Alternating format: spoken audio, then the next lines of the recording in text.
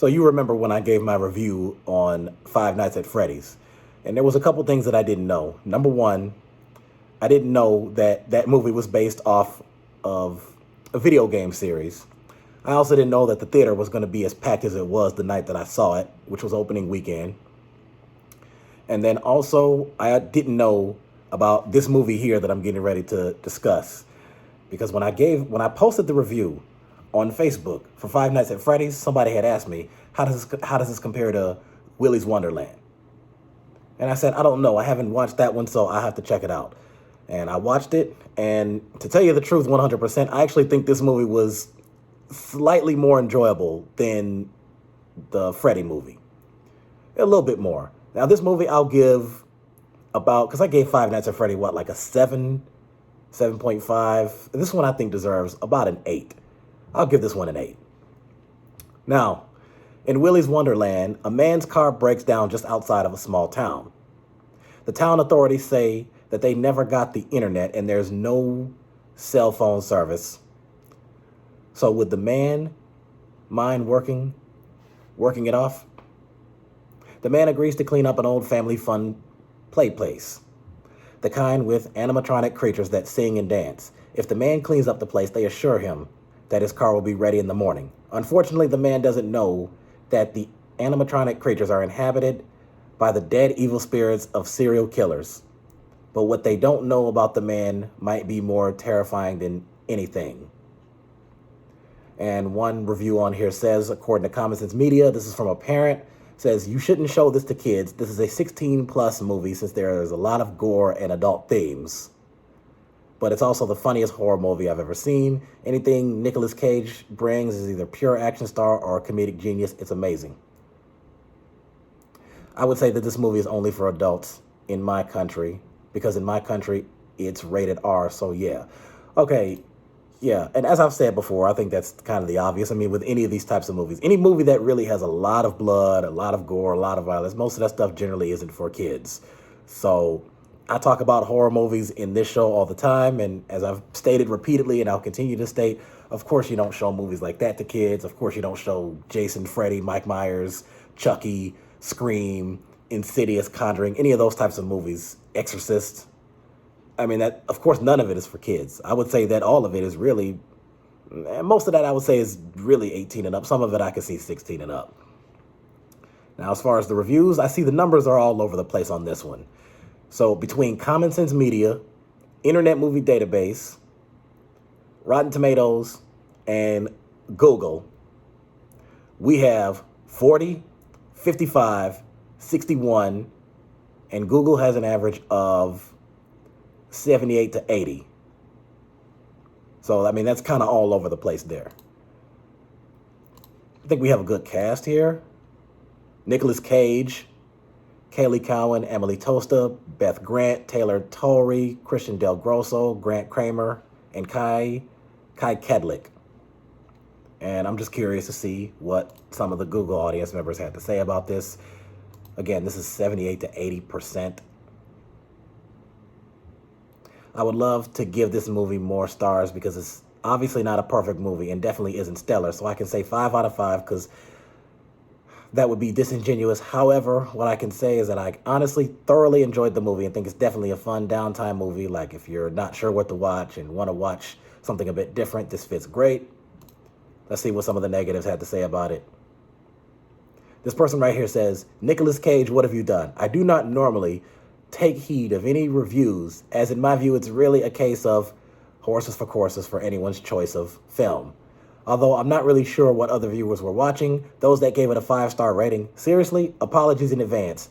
To be blunt, I'm under the impression that they may all either have been blind, drunk, or some social psychological experimental analysis of linked intelligence versus film critique. Okay, I'm not really sure what that means. That those words don't really sound like they were put together. Let me skip that one and go to one that appears to make a little more sense or is more understandable. I was so excited for this film. The trailer looked amazing. It had real Five Nights at Freddy's vibes, and it gave me high expectations. Then to learn the main actor was Nicolas Cage, I thought, hell yes, this would be the movie of the year They've got all the ingredients to make a top-notch film. Shame they didn't lack of story. Okay, punctuation is a little off, so let's try that one again. Shame they didn't. Lack of story, all jump scares, didn't build tension. The acting was seriously cheesy. If you were aiming for gold, old cheese, then Nicolas Cage's character was not right. It had way too many time fillers. This film had potential, but clearly the producers, writers didn't. At least if you were making Cage a mute, give us a reason why. Recommended score 1.2 out of 10. That's 12%. Can anyone please explain why people like this movie? Reading some of the reviews, I'm honestly thinking some of you are on actual crack. The movie had no suspense, no character development, no substance. Okay, there was some substance there. As far as character development, that could be argued. I mean, this was basically like a one-time movie. I mean, there's no sequel to this. I mean, as of yet, there isn't. As far as the suspense, yeah, there is a little bit of suspense to it. Again, I don't think it's anywhere near as good as the other movies that I always talk about. It's not Halloween or Scream. But, I mean, just knowing that these animatrons are possessed, and again, it's fantasy stuff, so I mean, it sounds all goofy and cartoonish, but again, it's a movie. That those things are possessed. Who's going to be taken out? Who's going to survive? One of the girls in there, Liv, who's played by Emily Tosta, I mean, she is good at knife combat, hand-to-hand combat. Let's see. She fought some of them off. Some people died in the movie. Others survived, like her. That one was already finished. They didn't even finish that one. Okay. If you want a montage of Nicolas Cage cleaning the bathroom or Nicolas Cage playing pinball and having a dance party, then this is the movie for you. Again, to me, it was basically similar to Five Nights at Freddy's, but in my own personal opinion, I thought it was a little more enjoyable for me. Now, here's going to be a little bit of a surprise. Maybe not much of a surprise because it is a horror film. This movie's budget was $5 million. And the box office was only $457,000. Now, I know most people will look at a number like that and just say, oh, that means it sucked. I'm not even going to give it a chance. Again, that's people not thinking for themselves and just being narrow-minded and closed-minded and just looking at numbers and just assuming, oh, it's going to be bad. Well, we've talked about this before, that some movies could have an underperformance in the numbers and at the box office, but it could still turn out to be a great movie depending on what you see in it and how you view it. For example, I talk about the Scream movies. The first 3 Scream movies got between 160 and 170 million at the box office. The fourth one got just under 98 million. And then the 5th and the 6th got to 139 million and 169 million respectively. I still, in my humble opinion, think that the 4th one was the best. That was the most enjoyable for me. So, again, I looked at those numbers before I watched the movie, and I still decided to watch it. It was still enjoyable. So maybe they didn't market the movie correctly, or they didn't put enough advertising. I don't know. I wasn't even aware of the movie at the time it came out. So I'm assuming that it probably was in theaters for a week or two. Now, also, to be fair, keep in mind, this movie came out in 2021.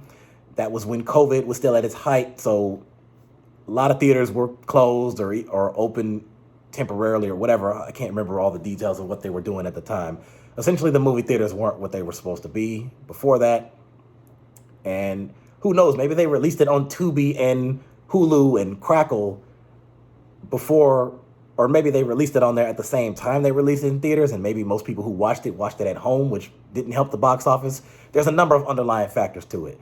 So other than that, I'm not going to really spoil too much else about the movie. I would suggest you just check it out for yourself, and you just let me know what you think.